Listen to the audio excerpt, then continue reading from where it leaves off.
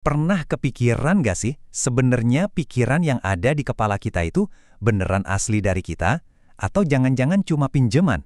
Nah, kali ini kita bakal bedah tuntas gimana lingkungan sosial kita tanpa kita sadari ngebentuk cara kita mikir. Dan yang menarik, gimana peran pendidikan dalam semua ini? Pemandu kita kali ini seorang sosiolog keren namanya Karl Mannheim. Oke, kita mulai dari pertanyaan paling dasar, yang dari dulu udah jadi perdebatan panas para pemikir, sekolah itu sebetulnya buat apa sih?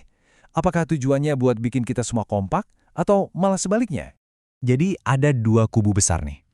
Di satu sisi ada yang namanya pandangan fungsionalisme. Gampangnya, teori ini bilang pendidikan itu kayak lem super buat masyarakat. Sekolah ngajarin kita nilai-nilai yang sama biar kita semua nyatu. Tapi di sisi lain, ada teori konflik. Nah, ini kebalikannya banget. Menurut mereka, pendidikan itu justru alatnya orang-orang atas buat mempertahankan kekuasaan mereka dan ngejaga biar ketimbangan sosial tetap ada. Beda banget kan dua-duanya? Nah, di tengah-tengah perdebatan sengit ini, muncul satu pemikir yang ngasih perspektif baru yang menarik banget.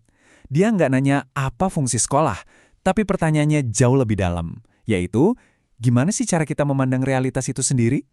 Dan orang itu adalah Karl Mannheim. Dia ini seorang sosiolog yang idenya brilian banget. Dia berhasil nyambungin pertanyaan soal nilai dengan pertanyaan soal realitas. Jadi, semua analisis kita kali ini dasarnya ya dari pemikiran dia yang super dalam itu. Ini dia nih, pertanyaan utamanya. Pertanyaan yang jadi obsesi Mannheim sepanjang hidupnya. Dan ini bukan pertanyaan gampang loh. Dia itu penasaran banget kekuatan tak kasat mata apa sih yang sebenarnya ngebentuk semua keyakinan, ide, dan cara kita mandang dunia.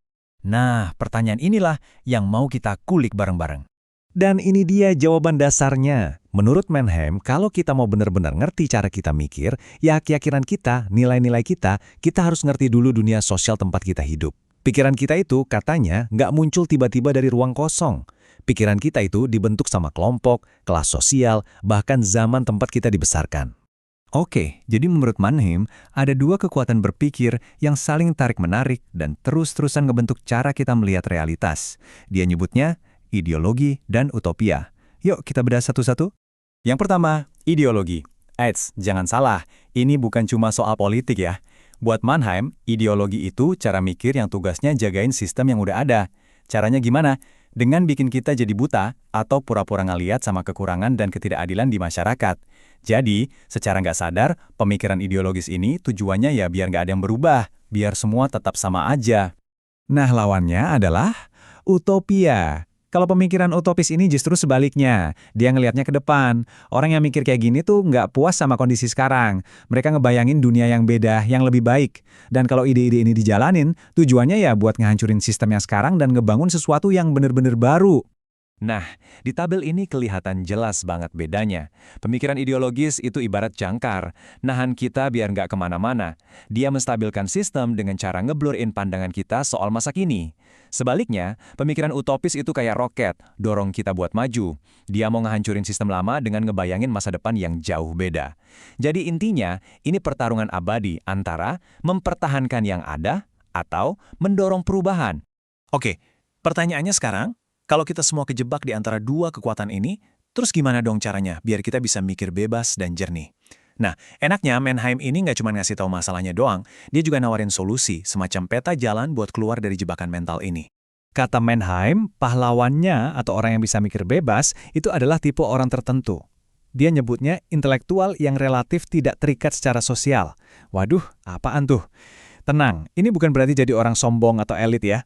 Maksudnya adalah orang yang bisa ngambil jarak sejenak dari kelompoknya sendiri, jadi dia bisa ngelihat masalah dari banyak sisi, gak cuma dari satu sudut pandang aja. Kemampuan inilah yang menurut Mannheim jadi kunci kebebasan berpikir. Terus gimana caranya pendidikan bisa ngebantu kita jadi kayak gitu? Mannheim menjelasin ada 4 langkah. Pertama, pendidikan itu harus berani nunjukin semua konflik ideologi yang ada di masyarakat. Jangan ada yang ditutup-tutupin. Kedua, dengan begitu wawasan kita jadi lebih luas, kita jadi keluar dari gelembung sosial kita.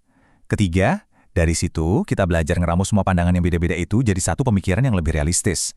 Dan akhirnya, langkah keempat, proses inilah yang melahirkan kebebasan berpikir yang sesungguhnya. Oke, setelah kita bahas semua konsep tadi, sekarang yuk kita balik lagi ke pertanyaan paling awal. Jadi, menurut Mannheim, sekolah itu sebenarnya buat apa? Jawabannya ternyata jauh lebih dalam dari sekedar transfer ilmu pengetahuan. Visi Mannheim soal pendidikan ini benar-benar kuat. Buat dia, sekolah itu bukan sekedar pabrik buat nyetak pekerja. Sekolah itu adalah arena, tempat kita belajar buat benar-benar paham sama realitas sosial. Tujuannya bukan cuma bikin kita pinter secara teknis, tapi bikin kita lebih melek, lebih sadar, dan ujung-ujungnya lebih bebas, baik dalam berpikir maupun bertindak. Dan semua ini akhirnya membawa kita ke satu pertanyaan terakhir yang penting banget buat kita renungin masing-masing. Coba deh, ingat-ingat lagi pengalaman sekolah kalian. Pendidikan yang kalian dapat itu lebih ngajarin buat nerima dunia apa adanya, buat menstabilkan keadaan, atau justru pendidikan itu nantang kalian buat ngebayangin dunia yang baru, buat jadi agen perubahan? Jawaban dari pertanyaan itu bisa jadi ngebuka banyak hal tentang diri kita dan masyarakat kita.